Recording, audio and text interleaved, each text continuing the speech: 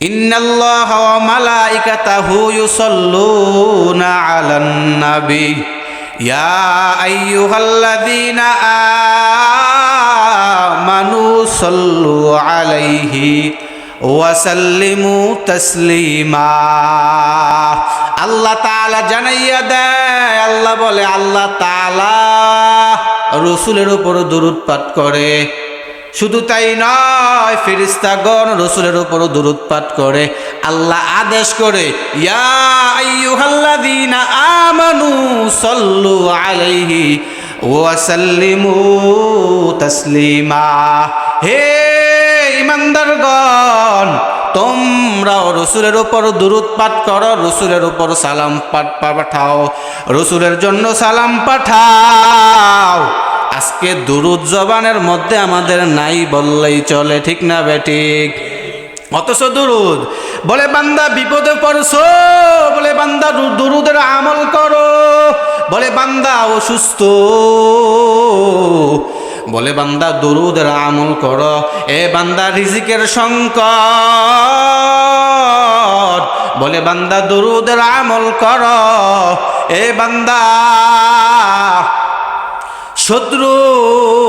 শত্রুর ভয়ে তুমি আসো, তাহলে বান্দা দুরুদের আমল করো।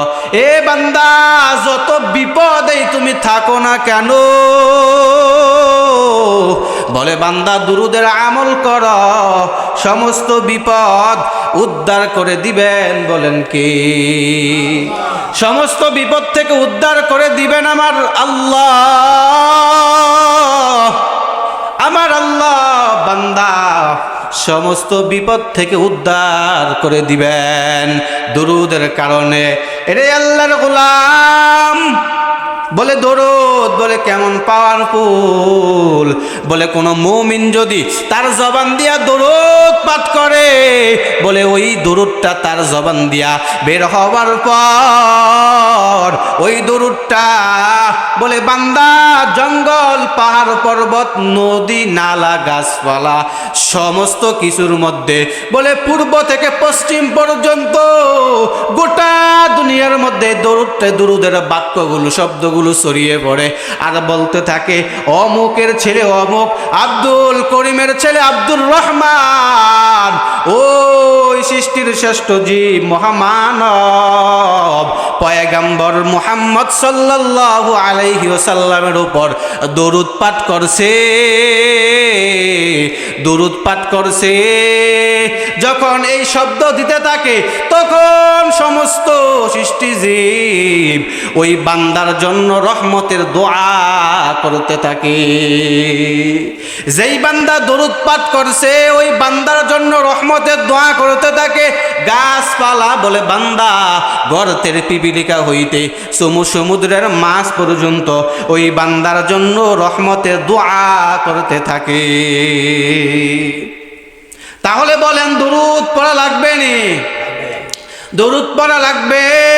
মায়া নবী জানাইয়া দেয়, যে বান্দা দরুদ পাঠ করবে, যে বান্দা দুনিয়ার জমিনে দরুদ পাঠ করবে, ওই বান্দা কিয়ামতের ময়দানে পয়গম্বরের শাফাআত পাবে। যেই বান্দা পাঠ করবে না, দরুদের নিজের আপন বানাইবে না, ওই বান্দা পয়গম্বরের শাফাআত কিয়ামতের ময়দানে পাবে না। এখন বলে দরুদ কি? দরুদ কি? বলে শুধু জিলাপি পাইলেই দরুদ, নাকি সর্বহালতে দরুদ পড়া লাগবে? কথা কন না কা? সর্বহালতে দরুদ পড়া লাগবে। এরে আল্লাহর গোলাম, দরুদের আমল সারা যাবে না, দরুদের আমল সারা যাবে না। বলে দরুদ সর্বশ্রেষ্ঠ দরুদ কোনটা?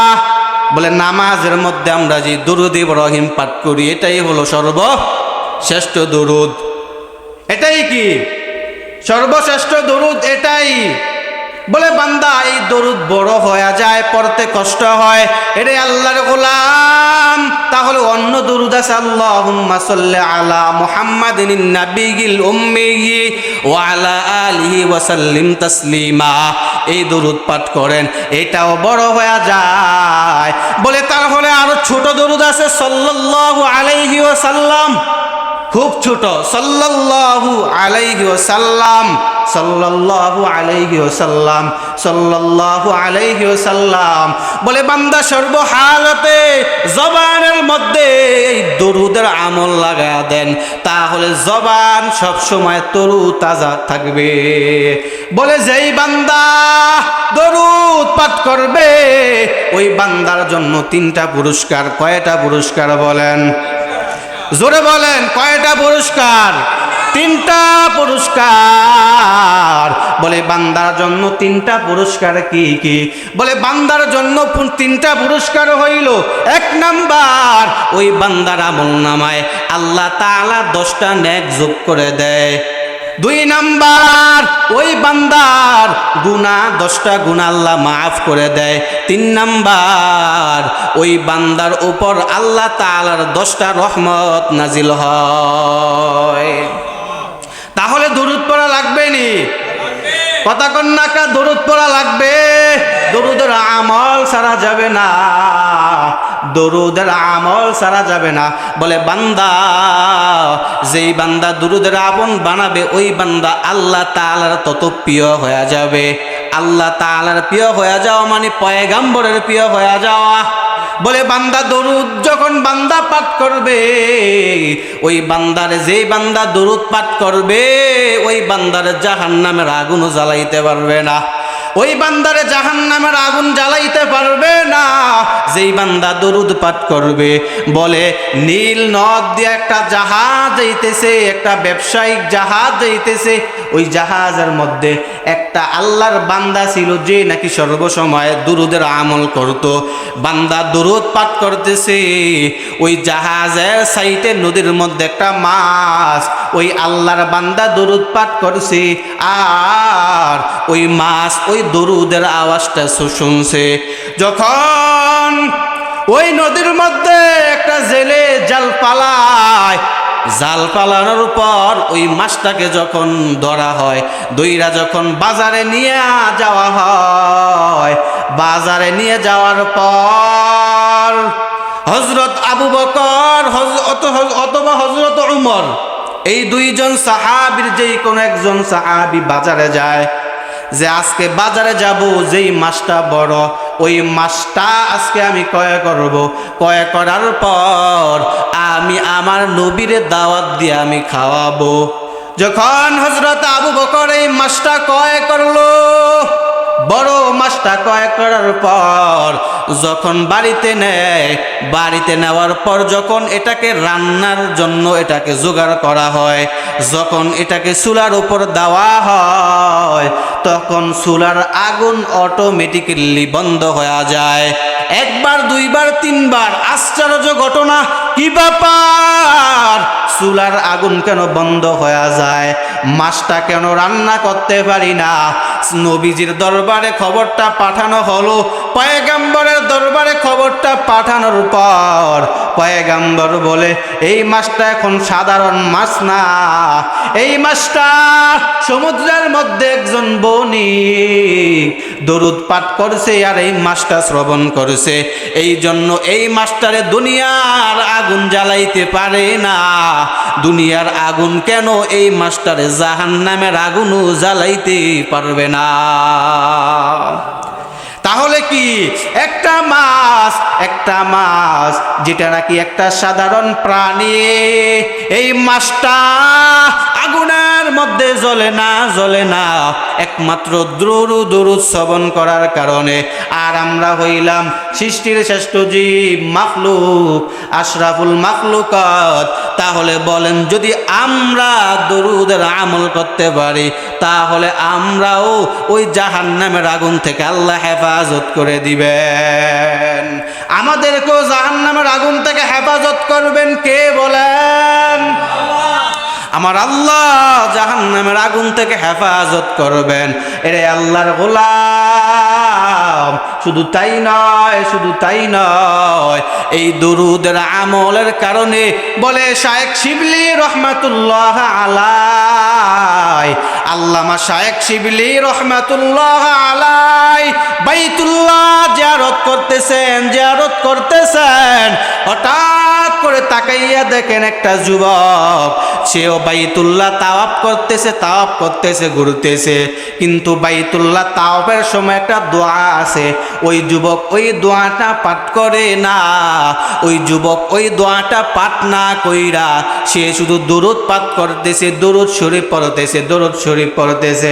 আল্লাহর ওলি শায়েখ শিবলি রহমাতুল্লাহ আলাইহি ওই যুবককে প্রশ্ন করে, ও যুবক, বাইতুল্লাহ তাওয়াফের দোয়া কি তুমি পারো না? সেটা কি তোমার মুখস্থ নাই? তুমি যে দুরূদ পাঠ করতেছো কেন? যুবক ডাক দিয়া কয়, ও শায়েখ শিবলি, আমার ওই তাওয়াফের দোয়া অবশ্যই মুখস্থ আছে, কিন্তু আমি সেটা না পইরা আমি দুরূদ পাঠ করতেছি। আল্লামা শায়েখ শিবলি রহমাতুল্লাহ আলাইহি এইবার আশ্চর্য হয়ে বলেন, কি ব্যাপার, তুমি কেন, তোমার মুখস্থ আছে দোয়া, তারপরেও তুমি কেন ওই দোয়া না পইরা দুরূদ পাঠ করতেছ? যুবক ডাক দেয়া কয়, ও শায়েখ, আমি এই দুরূদ পাঠ কইরা যেই উপকার পাইছি, অন্য কোন দোয়া পাঠ কইরা তো উপকার পাই নাই। শায়েখ শিবলি ডাক দেয়া কয়, কি উপকার পাইছো বলো? তুমি অন্য দোয়া বাদ দিয়া তুমি দরুদের আমল করতেছ, আমারে খুইলা ক ঘটনা কি? যুবক ডাক দেয়া কয়, ও শায়েখ শিবলি, একদিন আমি আর আমার বাবা বাইতুল্লাহ জিয়ারত করার জন্য রওনা করলাম। বাগদাদ শহরে আসার পর আমার বাবা অনেক অসুস্থ হয়ে যায়, তিনি জ্বরে আক্রান্ত হয়ে গেছে, এক সময় তিনি মারা যায়, ইন্তেকাল করেন। তিনি ইন্তেকাল করার পর আমি তিনার চেহারার দিকে তাকাইয়া দেখি, তিনার চেহারাটা মানুষের চেহারার মতো নাই, তিনার চেহারাটা একটা শুয়োরের আকৃতির মতো হয়ে গেছে। আমি তো ভয় পেয়ে গেলাম, কি ব্যাপার, বাবার চেহারা এতক্ষণ ভালো ছিল, বাবার নিঃশ্বাস ত্যাগ হওয়ার পর কেন বাবার চেহারাটা শুকরের চেহারার মতো হয়ে গেল? আমি এইবার মানুষের বলতে পারলাম না লজ্জায়, কারণ আব্বার চেহারাটা এখন শুকরের চেহারার মতো হয়ে গেল।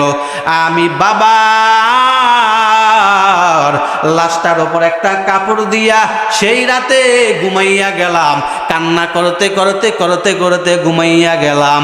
হঠাৎ করে তাকাইয়া দেখি, স্বপ্নের মধ্যে আমি দেখতেছি সুন্দর পোশাক পরিহিত একজন মানুষ, এত সুন্দর চেহারা, এমন একজন মানুষ আমার বাবার লাশের পাশে আসলো।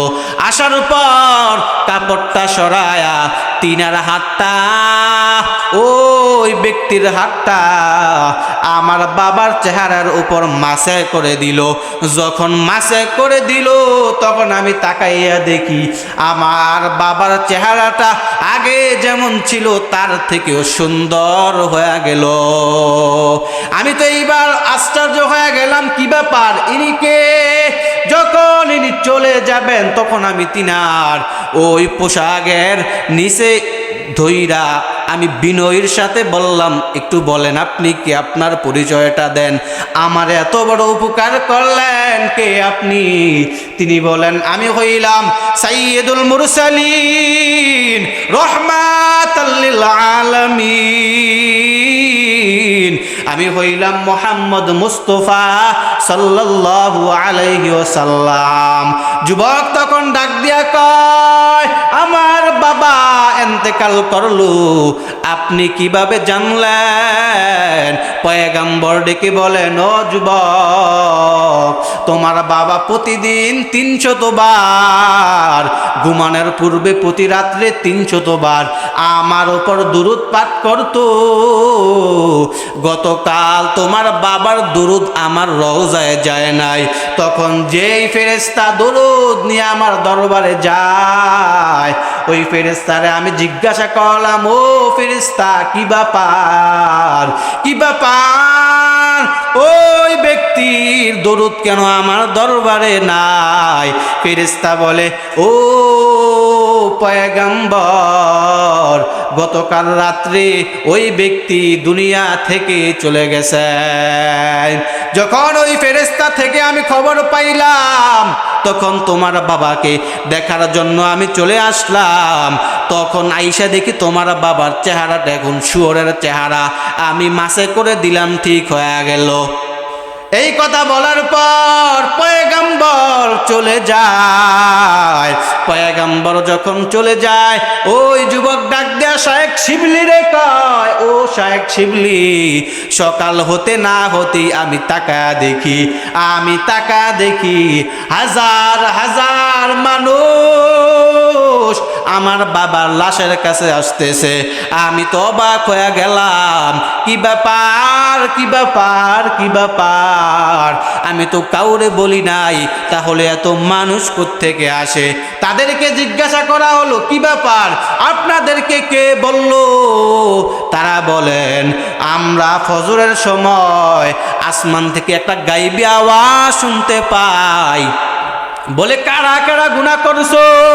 যারা গুনাহগার আছো তারা যদি নিজেদের গুনাহ ক্ষমা করাইতে চাও, তাহলে অমুক এলাকায় অমুক ব্যক্তির জানাজার মধ্যে অংশগ্রহণ করো, তাকে কাফন দাফন করো, তাহলে আল্লাহ তাআলা তোমাদের গুনাহকে ক্ষমা করে দিবেন। যুবক ডাক দিয়া কয়, ও শায়েখ শিবলি, ওই দিন থেকে, যেই দিন আমি দরুদের পাওয়ার, আমার আব্বা গুনাহগার ছিল, গুনার কারণে তার চেহারাটা শুকরের আকৃতি হইয়া যায়, বাবার দরুদের কারণে বাবার চেহারাটা আবার ঠিক হয়ে যায়। ওই দরুদের উপকার যেদিন থেকে আমি পাইলাম, সেদিন থেকে আমি অন্য দোয়ার জায়গায় শুধু দরুদের আমল করি। শায়েখ শিবলি কয়, ও যুবক, এই আমল কখনো ছাইরো না, এই আমল তুমি আরো আঁকড়ে ধরো। কি করো? আরো আঁকড়ে ধরো। বর মোহাম্মদ মীর সানাদ সদ সালাম, বর মোহাম্মদ মীর সানাদ সদ সালাম, আশাফিয়ে মুজরিমা ইয়াউমুল কিয়াম। তাহলে বলেন, দুরুদের আমল করা লাগবে নি? দরুদের আমল, মুমিন মুসলমান সব সময় ঘুমানোর সময় দরুদের আমল করবে। বান্দা যখন ঘুমাইতে যান, ঘুমাইয়া গেলে বালিশের মধ্যে যখন মাথাটা ফালা দিবেন, সাথে সাথে কিন্তু ঘুম আসে না। বলে, বান্দা যদি ঘুম না আসে, কোনো বান্দা যদি দরুদের আমল করে, তাহলে অটোমেটিক্যালি ওই বান্দার চোখে ঘুম চলে আসবে। এ বান্দা ঘুমানোর পূর্বে 100 বার 200 বার দরুদের আমল করেন। সাল্লাল্লাহু আলাইহি ওয়াসাল্লাম, সাল্লাল্লাহু আলাইহি ওয়াসাল্লাম, সাল্লাল্লাহু আলাইহি ওয়াসাল্লাম। এই আমল বান্দা জবানের মধ্যে জারি করে দেন। বলে, বান্দা এই আমল যদি জারি করতে পারেন, ঘুমানোর পূর্বে যদি এই আমল বান্দা জারি করতে পারেন, তাহলে একদিন না একদিন ঘুমের মধ্যে রাসূল আকরাম সাল্লাল্লাহু আলাইহি ওয়াসাল্লামের সাথে স্বপ্নে যুগে বান্দা আপনার মোলাকাত হয়ে যাবে। হারকে বাসদ আমেলে সল্লু মুদাম, হারকে বাসদ আমেলে সল্লু মুদাম, আতশে দো জুকশাওয়াদ বরওয়ে হারাম। এজন্য বলেন, দুরুদের আমল জবানের মধ্যে জারি করা লাগবে নি? নাকি শুধু ইয়া নবী সালাম আলাইকা জিলাপি ফাইলে এটাই পড়বেন? সব সময় দরুদ, বইসা আছেন দরুদ, শুয়ে আছেন দরুদ, দাঁড়ায় আছেন দরুদ, সর্বহালতে দরুদ পড়া লাগবে। দরুদ পড়লে যে দাঁড়ায় পড়তে হবে এমন কোনো কথা নাই। বলে, বান্দা যখন যেভাবে আছেন সেভাবেই বান্দা দরুদ পড়েন।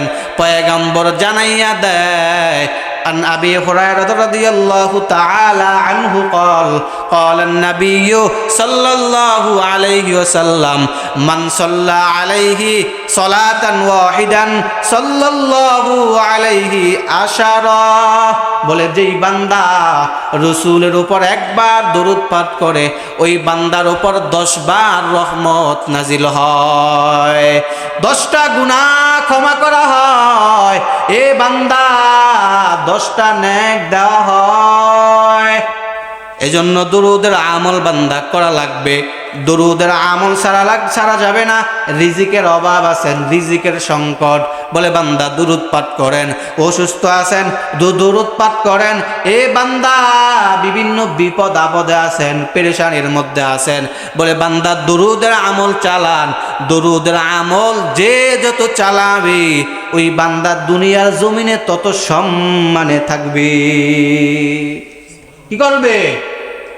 সম্মানে থাকবে। এই দরুদ পড়ার জন্য আল্লাহ সরাসরি নির্দেশ দিয়েছেন। আল্লাহ নবীর উপর আল্লাহ দরুদ পাঠ করে, ফেরেশতারাও কি করে? দরুদ পাঠ করে। ইন্নাল্লাহা ওয়া মালাইকাতাহু ইউসাল্লুনা আলান নবী ইয়া আইয়ুহাল্লাযীনা আমানু সাল্লু আলাইহি ওয়া সাল্লিমু তাসলিমা। আল্লাহ তাআলাও দরুদ পাঠ করে, ফেরেশতাগণও দরুদ পাঠ করে। এইবার আল্লাহ বলে ইয়া আইয়ুহাল্লাযীনা আমানু, হে ঈমানদারগণ তোমরা দরুদ পাঠ করো। কার উপর? নবীর উপর দরুদ পাঠ করো, সালাম পাঠাও, সালাম পাঠাও, দরুদ পাঠ করো, দোয়া করো। দোয়া করবা, দোয়ার জন্য শর্ত হইছে কি করা? দরুদ পাঠ করা। বলে যেই বান্দা দোয়ার মধ্যে দরুদ পাঠ করে না ওই বান্দার দোয়াটা আল্লাহ তাআলা পর্যন্ত পৌঁছে না। বলে আসমানে যাইয়া ওই বান্দার দোয়াটা ঝুলে থাকে। দরুদ না পাঠ করলে কি করে? ঝুলে থাকে। কেন? বলে বান্দা দরুদ পাঠ করে না, রাসূলের উপর দরুদ পাঠ করে না, এজন্য বান্দার সেই দোয়াটা আসমানের মধ্যে ঝুলে থাকে। দরুদ পাঠ করলে সেই দোয়াটা আল্লাহ তাআলা পর্যন্ত পৌঁছে যায়। এজন্য যদি দোয়া করেন, দোয়ার আগে দিয়েও আস্তাগফিরুল্লাহ কইরা দরুদ পাঠ করবেন।